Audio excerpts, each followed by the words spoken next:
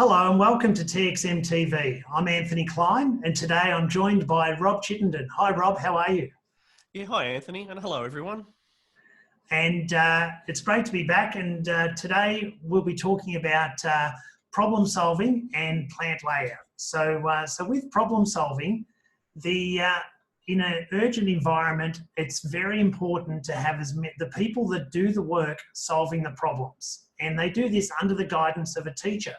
And that teacher can be a frontline leader, a manager, an engineer, but somebody who knows a structured process who can relate to the people who do the work to get them to use their experience to help solve problems. And to do that, it's a very structured way of teaching. I just want to go through that. So the first thing that a leader will do is to go to where the work is done, engage with the employee. So they go and see and they show respect. They ask the employee how their day is, and they establish rapport, and then they ask about the problem, and without going into the technical cause of the problem, talk about the personal impact of that problem on the employees and understand what impact that has on them, what temporary work they have, what additional effort, how that's impacted them personally.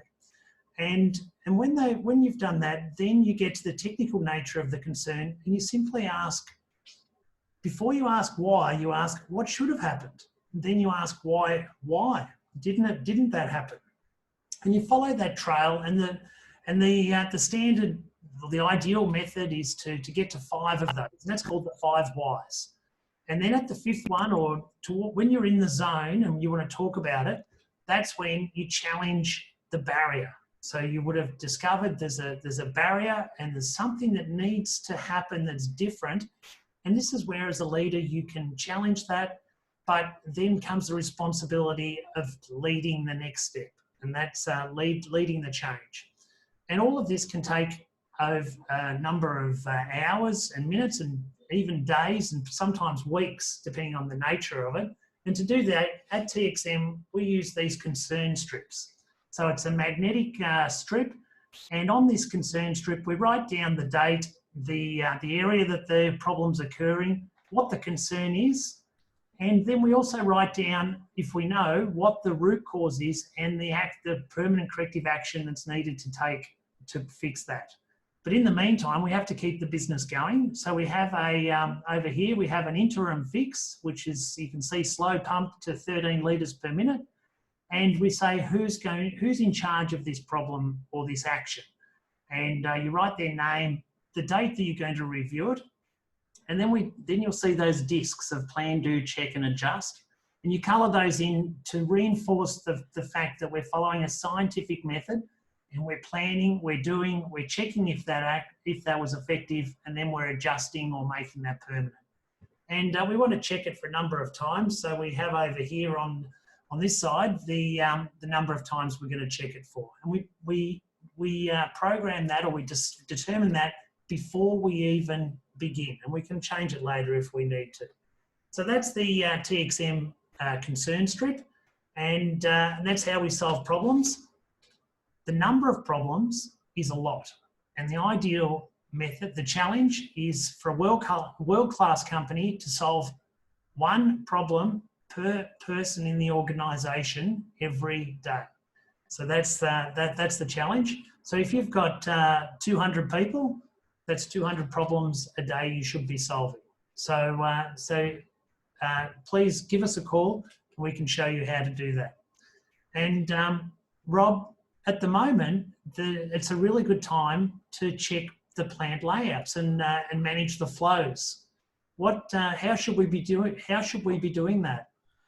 Yeah, well, maybe this is one of those concern strip issues, and that you might want to put up there and start investigating a little bit. That as we move in a different phase of manufacturing or even your service industries or office layouts, that some of the things may need to be adjusted. And we're always talking about hot desks may have to be cleaned down and or sanitized a lot more. Maybe hot desks will be less, or maybe there might be some more perspex screens introduced to your layout, so that we can all integrate back at work. So I thought it'd be very important to come back and talk about what are the things that we look for in layout that support a good lean flow, and not just lean flow in product. So I'll take over to our website. The TXM website has quite a large amount of articles and information to view. So if you've not been to the TXM website before, go and have a look at the blog articles. A lot of this is a good place to start understanding what the topic might be for you and the challenges that you will face. So when we do a layout, we want to look at the 7 flows. And the 7 flows in a factory, and I'll just scroll along a little bit, so bear with me. Is the first flow is raw materials, and most people get that. How are the materials to move within the factory, right? And when we see build up of materials, we might say, why is that? Why is there so much, raw material? Or can it be located closely? So that's probably an easy one to start with. The next one is, where does work in progress grow? Those, half-made products, or just moving from one station to another, or one in tray to another is my favorite. Sometimes in trays can get quite overloaded. So what does that tells us? Can we make that flow of work in progress smooth?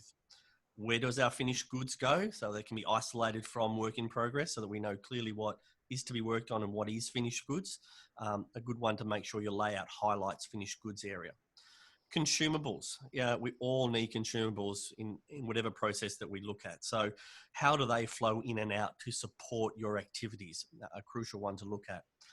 People movement. Now, I think this is going to be something that we're going to all do a lot of work in the many months to come, is how do we move people in and about our processes? So certainly drawing your attention to spend a bit more work on our people movement. Information, getting towards the bottom of the screen there, is how's the information? What drawings, what specifications, what work instructions, what standard work, where are our forms, even that basic form like a leave form, where do I go get that? So consider how that is positioned in your layouts, where do we go and get it? And a final waste, and I'll take this right back to my working with Sensei's in the past, is we've got to consider our waste flows. Many sites I go to, wood is a problem, cardboard is a problem, plastic is a problem. Make sure your waste isn't hampering your ability to produce goods. So they're the 7 flows that I'd draw your attention to when you're looking at layout.